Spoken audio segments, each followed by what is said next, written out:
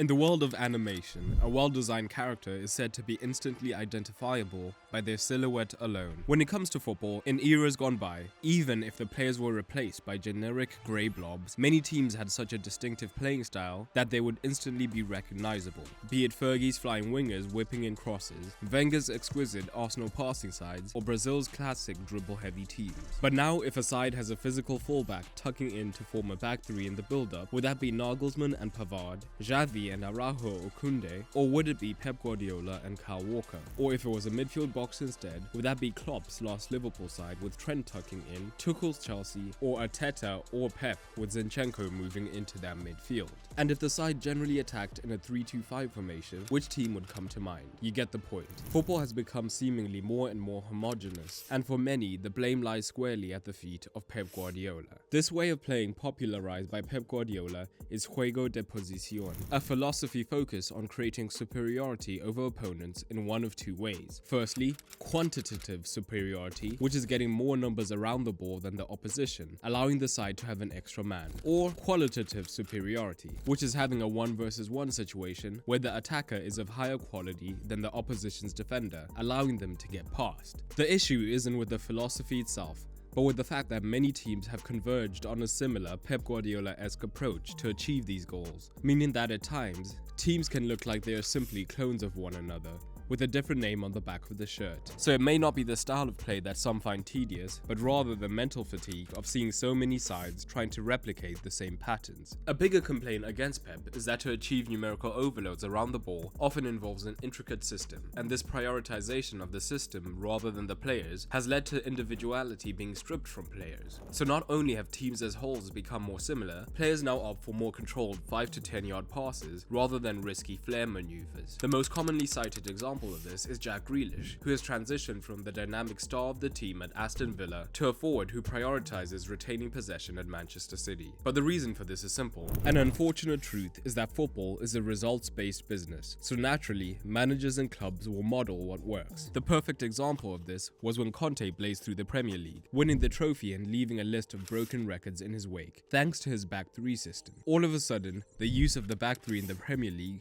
more than tripled the rest of that season and the next. With Pep Guardiola being the most heralded and successful manager of the last 15 years, it was almost inevitable that several teams would adopt key principles from Pep. But another key is that the Pepification of football has coincided with the rise of data and advanced statistics in the sport. And again, the goal of these statistics is to increase the odds of winning in this results-based game. Before, flair players who looked great but weren't efficient might have prevailed, as they were given more leeway to fail. Now, efficiency rules, meaning the classic number 10 who fluctuates between jaw-droppingly good and an inconsistent threat who doesn't like to defend, have gone extinct. Statistics have also made things like the closer you are to goal when you shoot, the higher your odds of scoring, much clearer. This has led to a decrease in players attempting long-range screamers with a low XG, and an increase in slow possession play that moves the ball closer to the goal. Teams have also realized that when you have the ball, the opposition cannot score, leading to a preference for retaining possession rather than risking speculative passes that could lead to turnovers and goals conceded. All of this is before mentioning the higher level of opposition scouting that occurs now, meaning that teams know each other more intimately before playing than they ever did before. That, paired with the opposition frequently having to play against similar Juego de Posición styles, means that the opposition can be quite effective in coming up with a game plan to slow the team down, leading to the possession-heavy side being slow and pensive in the build-up, which can be perceived as boring. So has the so-called Pepification of football ruined the game? One of the most ironic parts of the argument is that Pep Guardiola, the figurehead of the popularization of Juego de Posición, is one of the managers least married to the strict structures associated with it. While his strategy of press and possess may remain the same throughout the season, the tactics from match to match vary season on season and match to match, as he looks for the most effective solution to win each game. Another common misunderstanding of this style is that it is this rigid system that treats players as robots and strips them completely of their identity. In fact, the goal is to offer a player more room to be creative within the system and a particular part of the pitch, as Tuchel said. It's important that I always argue with a lot of my friends about that, and don't try and play other people's role. Obviously, you allow imagination. Yeah.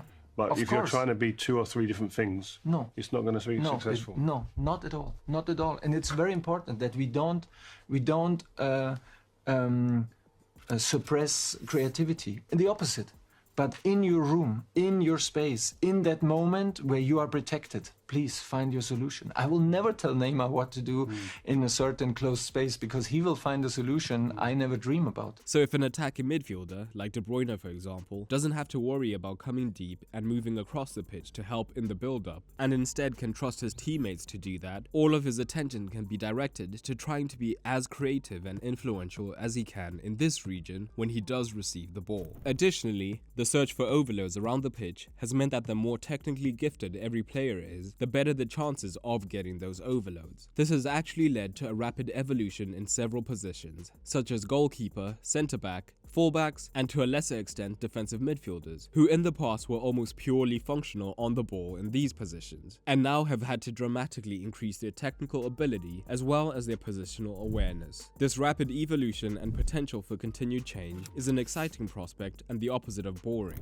In my opinion, ironically, juego de posición might actually be the reason dribblers end up becoming more important than ever. With teams cancelling each other out all over the pitch in man-to-man orientations, having a player anywhere on the pitch who can face his man and get past him will be a huge advantage, as they would be able to change the state of the game and suddenly give the attacking side a huge leg up. But perhaps the biggest advantage of the style of football that prioritizes a great system over a great collection of individuals is this: it allows smaller teams to compete more effectively with top clubs. If it was simply a matter of dependence on individual players, top teams who could buy the best players would always be on top to close the gap against higher spending sides by having a superior system, with the Brighton sides of recent being the best examples. The caveat there is that a team with great players and a great system will still probably beat the side with just a great system. And if that still isn't enough, juego de posición may be the dominant style, but the likes of Fernando Diniz and his relationism approach, which, while prioritizing possession is much more fluid, are gaining steam and bringing some variety to the scene.